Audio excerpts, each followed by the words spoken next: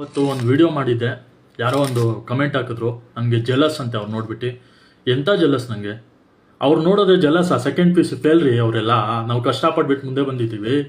ನಾನು ಕಷ್ಟಪಟ್ಬಿಟ್ಟು ಮುಂದೆ ಬಂದಿದ್ದೀನಿ. ನನಗೇನಕ್ಕೆ ಜೆಲಸ್ ಆಗ್ಬೇಕು? ಆ ಗಂಡು ನನ್ನ ಮಗನ ನೋಡ್ಬಿಟ್ಟು ಅವ್ರು ಕಲಿಯೋದೇನ್ರಿ? ಇವಾಗಲೇ ಹೇಳ್ತೀನಿ, second P U C fail, waste ನನ್ನ ಮಗ ಸೊಸೈಟಿಗೆ.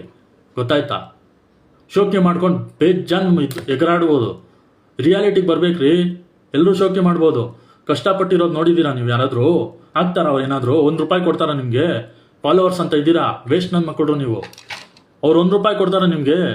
ಹುಚ್ಚ ನನ್ನ ಮಕ್ಕಳು ನೀವೆಲ್ಲ ಫಾಲೋ ಮಾಡೋರೆಲ್ಲ. ಇವಾಗಲೂ ಹೇಳ್ತೀನಿ, ಜಲ್ಲಸ್ ಅಂತ ಅಲ್ಲ, ರಿಯಾಲಿಟಿ ನಾನು ಹೇಳ್ತಾ ಇರೋದು. ಏನು ಸತ್ಯ ಇದೋ ಅದು ಮಾತ್ರ ನಾನು ಹೇಳೋದು. ಗೊತ್ತಾಯ್ತಾ? ತಗೊಳಂಗಿದ್ರೆ ತಗೊಳ್ಳಿ, ಇಲ್ಲಾಂದ್ರೆ ಕಿವಿ ಮುಚ್ಕೊಂಡ್ಬಿಡಿ. ಇವಾಗಲೂ ಹೇಳ್ತೀನಿ, ವೇಸ್ಟ್ ಸೊಸೈಟಿಗೆ. ಅವ್ರು ವೇಸ್ಟು. ಯಾರಾದರೂ ಅಚೀವ್ ಮಾಡಿರೋರು ಕರಿಬೇಕು, ಯಾರಾದರೂ ಚೆನ್ನಾಗಿ ಇದು ಮಾಡಿರೋರು ಕರಿಬೇಕು. ಏನಿದೆ ಅವ್ರಿಗೆಲ್ಲ ವ್ಲಾಗರ್ಸ್ ಅಂತೆ. ಸುಮ್ಮನೆ ಒಂದು 2 ಸೆಕೆಂಡು ಇದು ಮಾಡಿಬಿಟ್ಟು ನಗ್ಸೋದಂದ್ರೆ ಅದೇನು ಜೋಕರ್ ಅನ್ಸುತ್ತೆ ನನಗೆ. ವ್ಲಾಗರ್ ಅಂತೂ ಏನೂ ಅನ್ಸಲ್ಲಪ್ಪ. ಯೂಸ್ಫುಲ್ ಅಂದರೆ ಎಂಥದ್ದು ಗೊತ್ತಾ? ಜಿಮ್ಗೆ ಹೋಗೋದು ಅಂಥ ವ್ಲಾಗ್ಸ್ ನೋಡಲ್ಲ.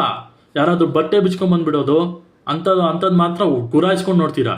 ನಮ್ಮ ಇಂಡಿಯಾದು ಅದೇ ಭವಿಷ್ಯ. ಅದಕ್ಕೆ ಈ ಥರ ಹಿಂದೆ ಉಳಿದಿರೋದು. ನನ್ನ ಮಕ್ಕಳು ನಿಮ್ಮಂಥವ್ರು ಇದ್ದೀರಿ ಅಂತಾನೆ. ಮುಂದೆ ಬರ್ರೋ ನೀವೆಲ್ಲ. ಹಿಂದೆಗಡೆ ಏನಕ್ಕೆ ಇರ್ತೀರಾ? ಇಂಡಿಯಾ ಅದಕ್ಕೆ ಎಷ್ಟೋ ಇನ್ನ ಜಪಾನ್ ಆಗಬೇಕಂದ್ರೆ ಇನ್ನೂ ಬೇಜಾನ್ ವರ್ಷ ಆಗಬೇಕು. ಗೊತ್ತಾಯ್ತಾ? ಅದಕ್ಕೆ ಇಂಡಿಯಾ ಇಷ್ಟು ಬ್ಯಾಕ್ ಫಾರ್ವರ್ಡ್ ಆಗಿರೋದು. ಯಾರಿಗೆ ಸಪೋರ್ಟ್ ಮಾಡ್ಬೇಕು, ಯಾರಿಗೆ ಇದು ಮಾಡ್ಬೇಕಂತ ನಿಮ್ಗೆ ಗೊತ್ತಿಲ್ಲ. ಗೊತ್ತಾಯ್ತಾ?